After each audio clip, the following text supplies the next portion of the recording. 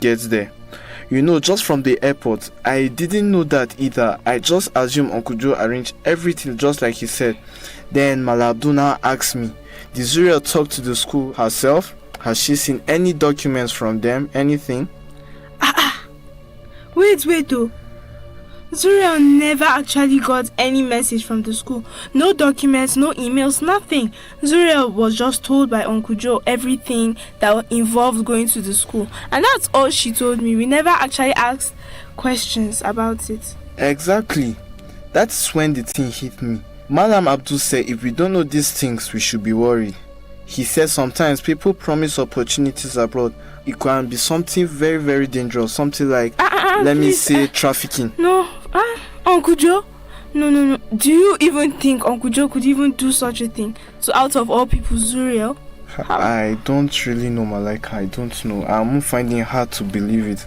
But the more I think about it, the more I realize we don't know anything about this trip. We don't know anything at all. We are just happy for Zuriel, but at this point, we did not ask the right questions.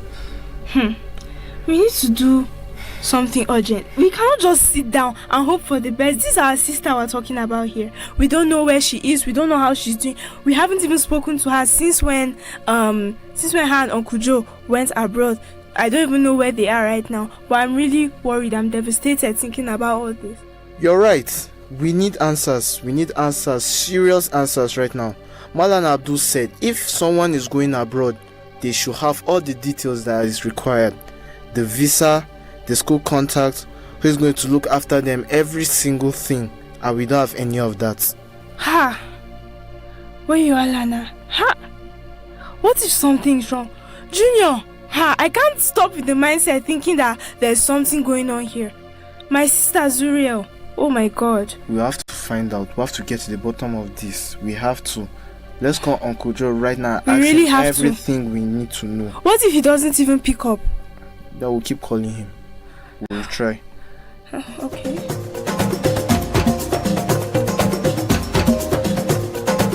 Join us next week for another edition of I Wish I Knew Radio Drama.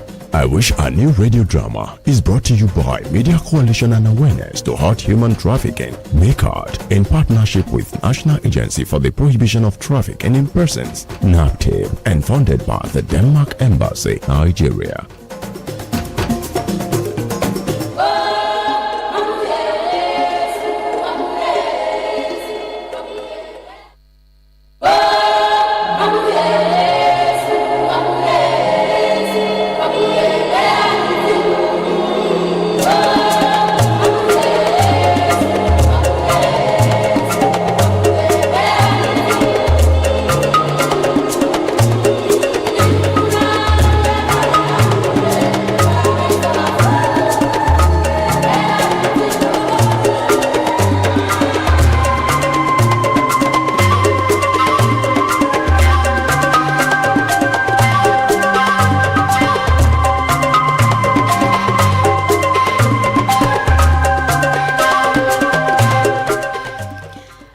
Good morning to you, ladies and gentlemen. You're welcome to another amazing episode of the I Wish I Knew Radio program and drama, brought to you by MICAT in partnership with NAPTIP and with funding by the Danish Embassy. This is also with the support of Eagles 102.3 FM Abuja. I hope you are having a good day. I hope you're having a swell day, and I hope that so far so good. You know, this program has been an encouragement to you, and also, you know, some form of enlightenment on the issue of human trafficking, the things you should watch out for, and how you and I can be, as I would say, agents of change, especially in this matter. And more than ever, we are grateful to God for life, and when there's life, there's hope. So although the battle might seem, you know, really difficult, because like we would always establish, you know, even from the news stories, you can tell that so much is still going on in the country. But because we're here and because we're alive, we're choosing to do different, we're choosing to be different, and we're choosing to raise our voices till we get the change we deserve and we desire. My name is Diltu Joan. I would be your host for today, but I am not on the program alone. Today with me is Mrs. Godia Ezegwala. She's the Executive Director, Daughters of Abraham. A very good morning to you, ma'am. Good morning. Thanks for having me on the show. And it's Gula. It's sorry, I didn't get that. I said good morning to you too. Thanks for having me on the show. And my name is Ezea Gula. I noticed you struggled with the name. Yes, apologies, ma'am. Ezea No Gula. problem. I got Yes. it now. Happy International Women's Day to you. Thank you. Same to you as well. Oh yes, and it's no coincidence that you are our guest for today, and then we're talking about something that it has to do with bringing back survivors into the fold. And as a mother, I'm sure there are things that you would feel very dear to you, especially as it concerns humanity, and not just as a woman, as a mother, as a woman also. Your love and humanity into the work you do, the work you've been doing is evident, and that's why we're having this conversation with you today. So it's such a pleasure. Thank you. Thank Same you. here. I'm glad to be talking on this topic. It's a passion project for me as well. Absolutely. Oh, great. So, for those who are wondering what is this topic we're all just talking about, our topic for today is on reintegration and the challenges faced. We're talking about difficulties faced by survivors when it comes to reintegrating them into communities and into their families. Hello? Yes. Oh, Yes, okay. hello, I'm here. Okay. Reintegration is really important when it comes to, human trafficking, because when the work has been done, now how do you launch them back into society? How do you introduce them back? It's always a tough one, because most times, when survivors have been rescued and they've been kept in shelters, or they've been helped, they've been trained, they've gone through mental health support, psychosocial support. Sometimes when they now have to face the reality of going back home or going back to stay on their own, it always comes with a lot of challenges, both psychological trauma, because some of them are still dealing with the trauma they face, the shame, the guilt. They still have that fear of going back, of being vulnerable. How will people see them? So it takes a lot. Some are battling health challenges as well. So if they are going through treatment, some are afraid, okay, and who will continue sponsoring me? Who will take care of me when I'm on my own? So all those things come to their mind and also affect them being integrated. So you see where people are trying to stall the process, trying to drag and make it look like, they are not yet ready to go back, because of all these challenges. And some of them also face stigma, so they don't want to go home. We've had people in our shelter that are not even willing to go back to their states, so they're not willing to go back to their families because they feel maybe they've been disowned, or the stigma, the shame, people will be mocking them, pointing at them, all those things are there, and then they feel they don't even have anything to go back home to. So these are some challenges when it comes to reintegration. And then mental issues too, some are battling, and so much. It's a lot to list, It's a lot to list, because some of them are, they're not still stable. Maybe you've taught them a skill, or some are trying to go back to school. So most times, all these challenges come when it's going back to the communities. Like we are Daughters of Abraham. Most times we face people, we deal with women alone. We deal with a girl child and victims that have been trafficked and brought to our shelters. When they've gone through our holistic training and then they have to go back home, it's always a problem. There are times we have to intervene in helping them with accommodations, launching them back to churches or to the communities that brought them in, all because they don't want to go home. And then we now have to start working on reconciling them with the family. Some we have to trace their family. They don't even know where their family is anymore. Things like that. So most times we now have to give them alternatives, give them jobs or give them skills, link them up to mentors and people that will help them in this their healing. And also it's a lot. It's a lot for them. It's really sad that family and home should speak of redemption for most people, that is where they are coming back to themselves. But then it's almost as if that's where they get like salt to the injury that they're already facing. And this is making me sad because a lot of people don't even think this is a big deal, but it is. So now let's talk about the stigma and discrimination that some of these survivors have to face. How does this affect their ability to rebuild their lives again? It really affects them because, like we're all human beings and we know what stigma does and how it affects the human mind, how it makes you feel like you're less of yourself, like you're not good enough, like there's a stench on you, like there's a plague on you. So most people, maybe you have for example, you have a girl who was trafficked and then the story has gone on of what she went through, she was raped or she was abused or she has HIV or things like that, many things have come up. And then imagine this same community that maybe they've discussed her, they've done that, she now has to go back there, living there.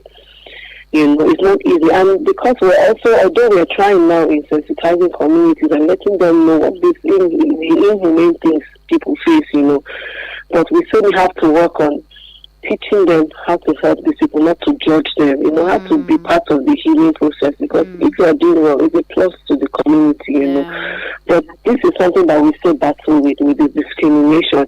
You see a man doesn't want to marry a girl because he feels she has been abused or she has been, molested or trafficked. So it comes with a lot of, baggage, if I'm to use the word and all. So we still need to keep sensitizing the world, sensitizing Nigerians, letting them know that anybody can actually be a victim of, human trafficking. Very true. So we shouldn't make it look like maybe it was their fault or maybe it was the reason. There are people that different things, peer pressure, poor living conditions, poverty, many things trigger people, from even being vulnerable to these things. So if we keep sensitizing and educating the general public, the communities, the community leaders, it will go a long way in helping with this stigma issue and discrimination issue. Absolutely, ma'am. Absolutely. You had mentioned something, you just said it in passing, something around mental health. So what role does mental health now play in the reintegration process, and what kind of support do these survivors need, especially around their mental health?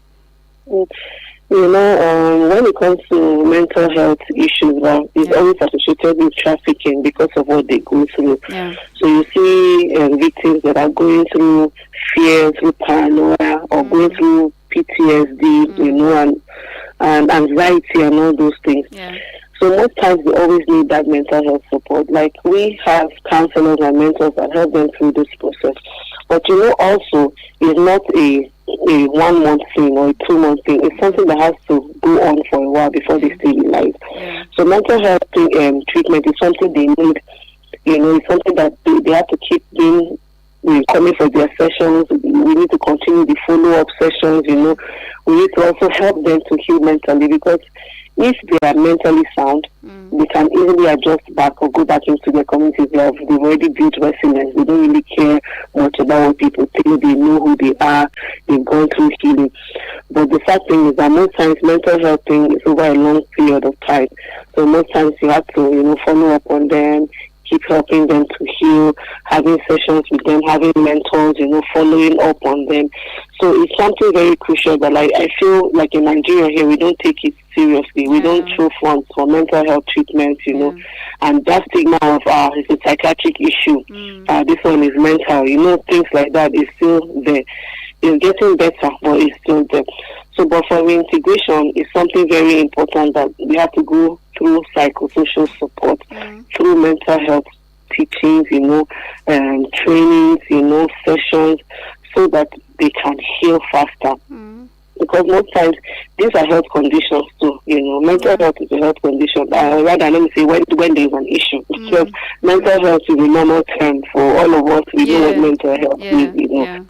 But when there are issues now, maybe they have anxiety, they have PTSD, or they're going through paranoia, now they need treatment. And this treatment is not over a short period of time. It's something that has to continue till they are able to stand on their own. So when it comes to human trafficking, it's very vital. It plays a very strong role in helping the survivor to heal and to go back into his community. Okay, great, ma'am. Thank you for the knowledge you've been dishing out so far. I would like to just quickly add that in case there are listeners listening to us and maybe they have something to say, a question, sometimes we might have people who are victims and they're not sure how they can reach out. Well, I feel this is a perfect opportunity, and then we can find the help you need for you, okay? So you can send us a message to 090 97 05 4450 090 97 05 4450. Send a message to WhatsApp or a direct text message, or you can also call us on 090 87 66 8888 090 87 66 8888, or call the number 090 73 53 0044 090 73 53 0044. Now, Ma, we're talking about families and communities. How then can we help families and communities to be better prepared when it comes to welcoming and supporting returning survivors? We have to teach them, train them, and counsel them. And sometimes family also needs support, like maybe financial support or in a skill, because the reason they left home is because things are not so good at home. But most times, in order for us to help families, we need to work on their mentality. That whole stigma, shame, discrimination mentality. We need to teach them, counsel them. Like in DOA now, sometimes we call in families for group counseling sessions. We prepare their minds before their words are reconnected back to them. We let them know what they've gone through, how they can be of help. And then we're also always available, to also help them out in counseling when it comes to intervention. Maybe they're having difficulties in one area or the other. So we just try to build that support system for the family, not just for the survivor. So the family has support, the survivor herself has support. So that's the only way we can help families, when we sensitize and help them to unlearn certain things, and relearn new things, so that it's a better family. When one person is doing well, the whole family is doing well, and if we are all doing well, the better for all. For everyone. So we just have to enlighten them. Well, while you were talking, it just occurred to me that most times both the family members and the victims are all victims. The family members don't know any better, so that is their first reaction, to be reactive and to curse, because they have also been hurt. It's not easy that your child left home, you don't know where they are, they've not been accounted for, and then sometimes you hear that, oh, your child is in this country, this is what they are doing. Most family members don't understand what these people are going through. Yes, and they just think that this person is not just serious about their life, and this is what you want to do with your life. So when you come around, they then display some form of anger and hatred towards the victim, and that is. And some families, because of what they get, sometimes when they are able to send small things around. So we're seeing where victims are trafficked because of family. They've been rescued, they've been saved, and then maybe a mother or uncle or somebody again will push them back. Push them out. So family plays a very vital role. And that's why sometimes we see some of them, because the issues came from home, they don't even want to go back home. They want to start their life as fresh. So sometimes we have to start intervening in doing the reconciliation, enlightening the family, teaching them, counseling them. So it's a whole process, but God will help us that eventually we'll be able to really reduce it, possible end human trafficking totally. Amen and amen. All right, ma'am. So you've worked with people in this field for a couple of years now. Can you tell us some of the successful reintegration programs or strategies that you have used that have helped you when it comes to survivors and regaining their independence and stability? The funny thing is the main strategy has always been counseling, psychosocial support, because it's from the mind everything starts. The mindset, their value system, So when you're able to work on their mind, help them to have that self-worth, to understand who they are. They now know who they are. Yeah. We are a faith-based organization, so we go through the whole process. Apart from counseling, trainings, we teach them skills, life skills, literacy, basic literacy, and then we teach them the Word of God.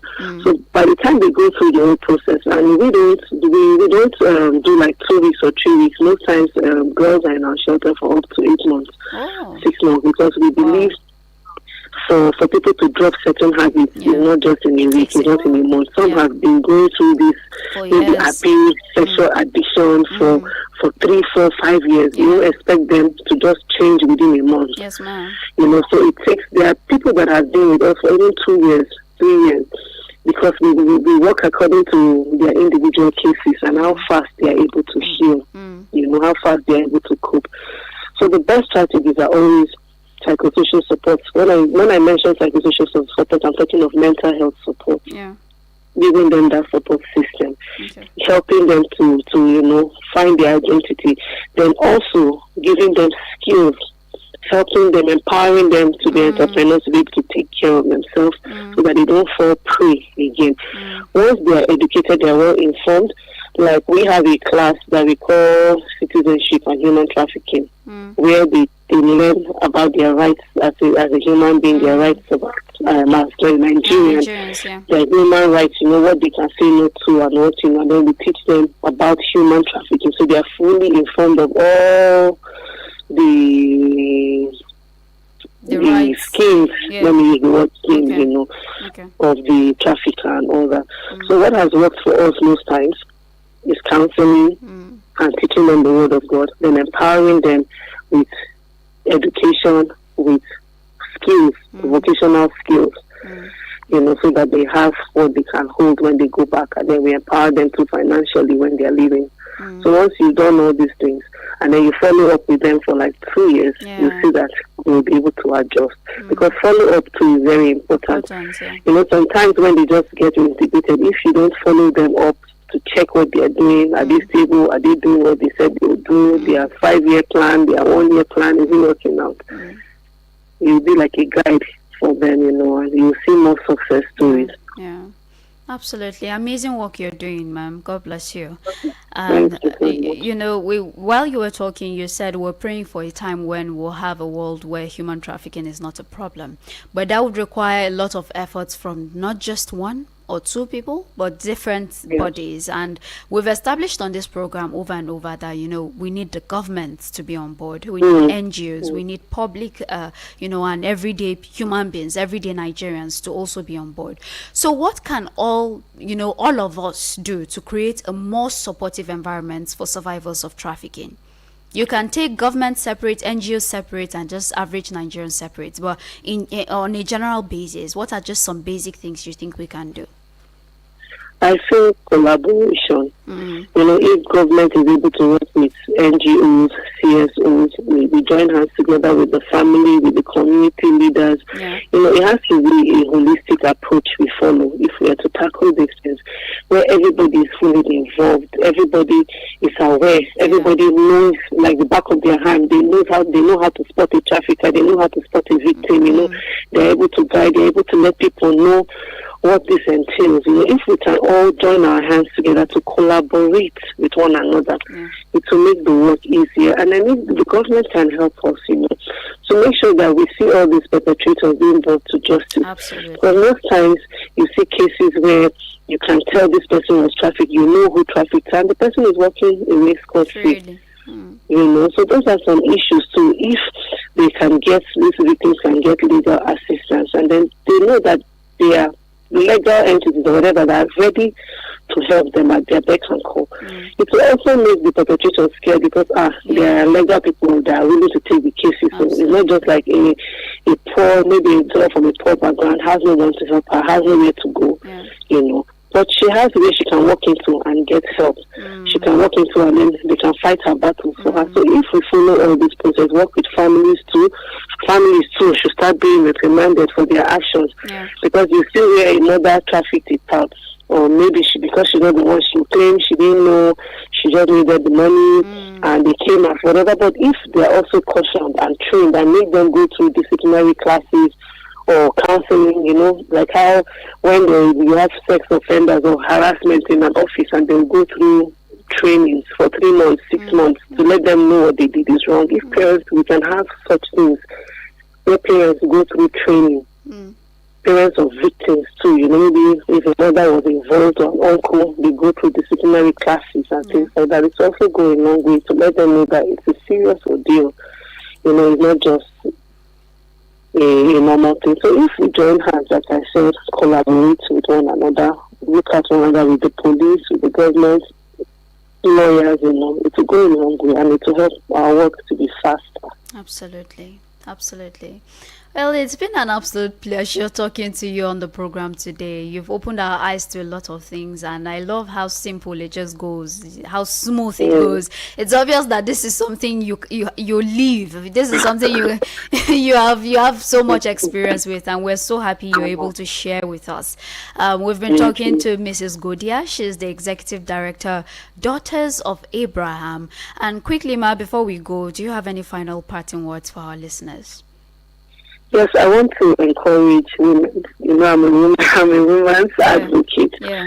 To never be afraid to speak up. Even if you are afraid to talk to someone, meet someone. If you're suspecting foul play, meet someone, talk to someone. There are numbers, like you shared a lot of numbers out there. They should not be afraid to call, to seek for help. And there are places where they can walk to for vulnerable women, like Daughters of Abraham is open for vulnerable women. You can come around, ask any questions, and you get clarity on certain things.